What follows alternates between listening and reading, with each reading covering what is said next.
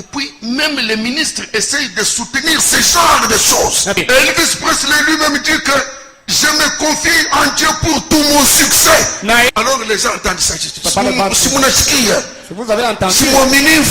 C'est un croyant. Comment un Dieu vivant, suivez. Un Dieu vivant et saint donnerait-il du succès à la vulgarité? Et un démon, une chose démoniaque qui a absolument été l'un des plus grands obstacles que cette nation ait jamais rencontré, c'est ce gars d'Elvis Presley. Il a envoyé, vous suivez ce que je lis là, des millions d'âmes en enfer avec cette vieille chose sale et obscène de rock'n'roll. Certainement, je n'ai pas du tout à m'en excuser. Si vous pouvez croire que je suis le prophète de Dieu, rappelez-vous, c'est un démon incarné. Alors, continuez comme vous voulez. Allez prendre votre inspiration sur les disques des pentecôtistes avec une condition spirituelle rétrograde, rouillée, démoniaque. Et réjouissez-vous dans vos fêtes de mariage. Réjouissez-vous. Soyez contents. Culbutez. Trémoussez vos poitrines. Dansez comme vous voulez.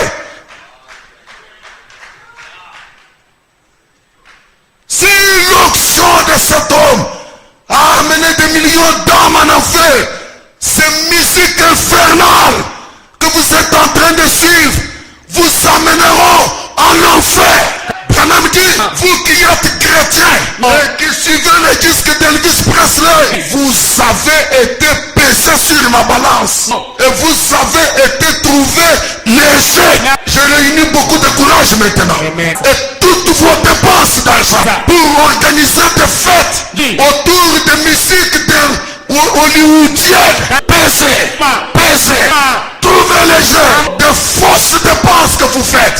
Vous êtes loin de l'onction de l'enfer. Loin de l'onction de l'enfer. Aujourd'hui, nous avons de la peine quand vous nous invitez à vos fêtes de mariage.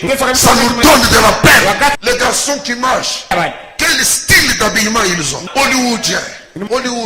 Les filles, hollywoodiennes. Les mariés même, hollywoodiens. Et vous dites, nous fêtons. Fêtez. Pesez. Trouvez léger. Dieu ne vous donne pas l'argent pour que vous alliez chercher l'inspiration dans la 5e dimension. Mais sachez une chose, si Dieu vous a sauvé, ce n'est pas pour que vous restiez membre d'une église. S'il vous a sauvé, vous devez travailler. Travailler à quoi? À rendre votre vie sublime, devenir un ascendant de quelqu'un quelque part. Ta vie nous scandalise. Ta vie ne nous relève pas. Ta fête nous scandalise. Ta fête de mariage est un piège pour nous. C'est une occasion donnée aux filles de se trémousser, de balancer leur poitrine. Une onction d'Elvis Presley. Branham a dit, rappelez-vous, c'est un démon incarné.